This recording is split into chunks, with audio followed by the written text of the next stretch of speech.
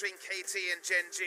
Not enough to separate the two. KT looked like they might be able to steal a 2-0 after Gen.G made that big mistake on their Baron siege in the bot lane. But predictably, there was another turn and Gango, but not for Zenit. And it's going to be Sivir, which does have some synergy with a mid-range comp. But you look at the Zac and say, if Zac gets a farming phase, I think that Gen.G might actually have the number here of KT Rolster.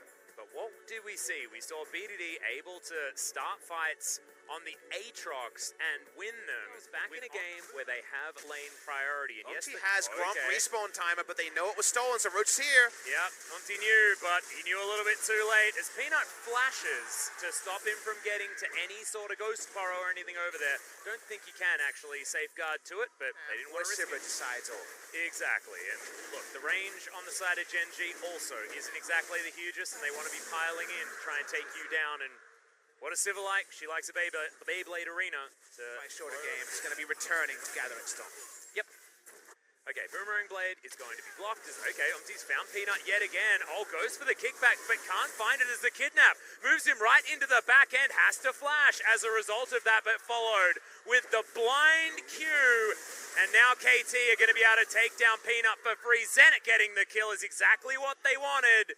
And that was just beautiful from Umti. That was the icing on the cake. Zenit takes a lot of free damage. On the World Ender, but he's not doing any funny business with Peanut this game. You know what happens when the coach sees you die while your team's on the Drake?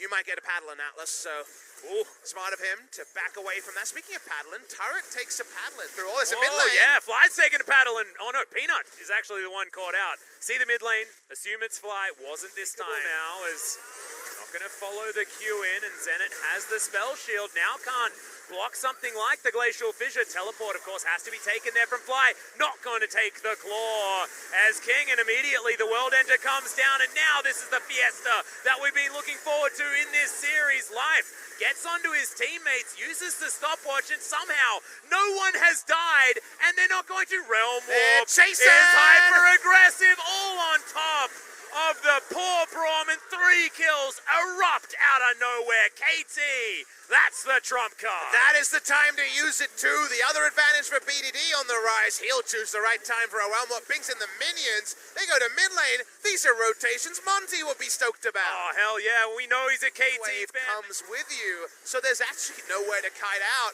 Gen.G don't expect it. And KT roll in. 3 kills to the good, a turret in the mid lane, and they get the bot lane turret as well. They get everything. Yeah. I was hoping for another yay, but I'll take just a yell from BDD, as he's the one that orchestrated that beautiful plate armor, and then you have no worries there at all. There is vision in the back of this pit as Umti pulls out the Infernal Drake, but this is the first big Drake. True Shot Barrage just going to help KT lock this one down. Peanut wants to get the steal, but doesn't. Of course, Lee Sin pretty damn good with the execute damage as Kingen fighting against Roach. They've already started this one. Flash comes out. Kingen just going to dash through the wall with his Umbral dash. He's alone. Lands the Infernal Chains, but Roach able to disdain to get himself out of the way. And Abyssal Voyage, the rotational speed here already shown. We're seeing a committal. Yeah, Teleport is going to come down as Peanut wants to get the kidnap. They're going to get one of the picks. No, Umti able to go into stasis. Infernal Chains is there. It's going to pull back.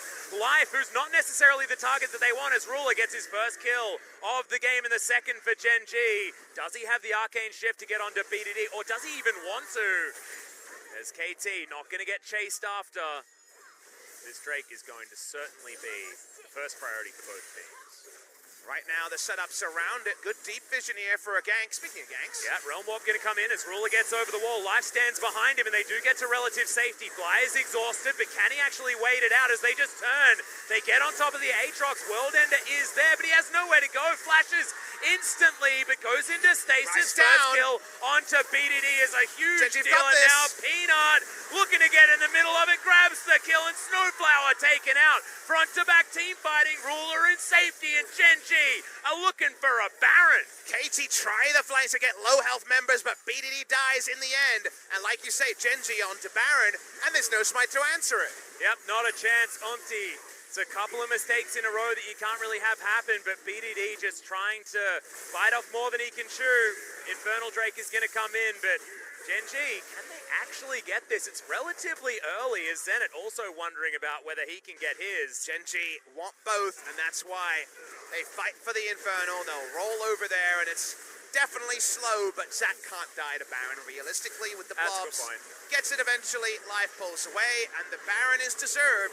KT tries to make a play happen against a comp that really can beat them, unless there's a huge vision advantage, and Zenit frontlines on the top side aren't really achieving anything. Yeah, and also the frozen throw is a big deal. They're zoning Zenit through a lot of that fight, and he walks around through the river, watches the rest of his team die in horror. Gen.G followed up with the Baron and an infinite. Ezreal confirmed not 6 items yet, but things looking better than expected. Whoa, takes a lot of free okay, yeah, damage. they don't kill the turret Can in Aatrox time get as Zenit there? is relatively low. Oh Umpty's boy, gonna every come on over angle. though as he gets chilling smited, kicked, and that's why he can't get out of the way of it. Life gonna go down as well, and we are playing tennis between these two teams. Peanut in a whole host of trouble, I believe has the passive available, but if you're by yourself, you're still dead, my friend. They get 3 kills on a double flank. We zoom out and see it. How much can KT get on the back end? The seesaw continues. I just don't understand this series. It's one team win, next team win, one team win. I don't know. The yo-yo is super real. An inhibitor going to be the result here for KT. It's a negative 800 Baron power play, and you're right, Papa. I've seen this one before. Fly makes his way in, holds himself. Fair bit of damage going down, and KT not making the same mistake. One more time, they wanted to get the picks, but they didn't greed for the turrets. Can't end against Fly and Roach, too damn sticky. When it comes to try to take them down, they can wave clear. Both of them aren't killable. Kian still also forging a reputation. Smap, usually the shot caller, he's not playing. Score, the backup shot caller, also not playing. I assume BDD is the big voice. Oh yeah, Ruler taking a lot of damage, but that might have been the bait as Snowflower gets the Devour in. They do get the first pick off in the fight though. Umpty with the flash off cooldown is going to die first, and Kingen turns up a little bit late to this particular party. Peanut can just load up, go in, they find one person's the enemy smite. Is there any way KT don't sacrifice Baron for this? Surely the answer to that is no. KT, they know Gen.G is on Baron. How do they react? Yeah, are they actually just going to go over and try and challenge for it? They got a couple of Cloud Drakes, meaning that this movement speed is certainly a big deal. Smite had been picked up by Snowflower as they're going to get themselves into the pit. Is this a true 50-50? It's going to be taken by Peanut. He's got Smites in the past, going to get one here, but can they win the team fight? Fly going to go down. Zenit relatively safe fighting in this fight as he gets some autos onto Ruler. Now has to press all the buttons to get out of the way of Peanut. BDD devoured as Snowflower's trying to save them. Decent shield comes in for Peanut, but the cleanup is there, and Ruler, when he's arcane shifting forward, you know that Gen.G have won the fight. Team fight spacing 5v4, oh so much easier. Zenit couldn't free auto multiple tanks, only Peanut's health bar is near him. Double smite on Gen.G as well. Roach into Peanut enough to pick up the objective. They get it down, they rush through mid, and with death timers getting long, I don't even know if Sivir can stop Gen.G winning the series. Exactly right, not through the Baroned up minions as they are taking these turrets down so quickly. Gen.G wanting to prove that they are still the bane of KT Rolster. Has been the case for a long time. KT bucked the trend just once, but looks like they're not quite able to do it again as Nexus turret's now under fire. Kidnap not going to get onto Zenit as Umpty has respawned, but Zenit going into stasis is not going to save you now.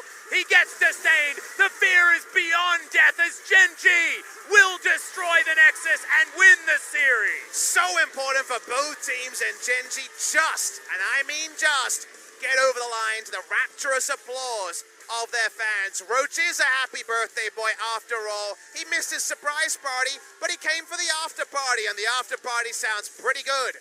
If you're here live in LoL Park, they're able to pick up the victory at 20 minutes before midnight.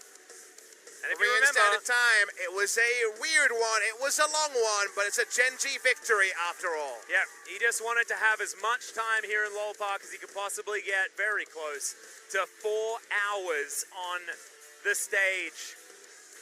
As our Gen.G will take a bow, well-deserved in this series, but is it a good sign as we have a look back, as we open our field of view to see what this means as far as level of play from both of these squads?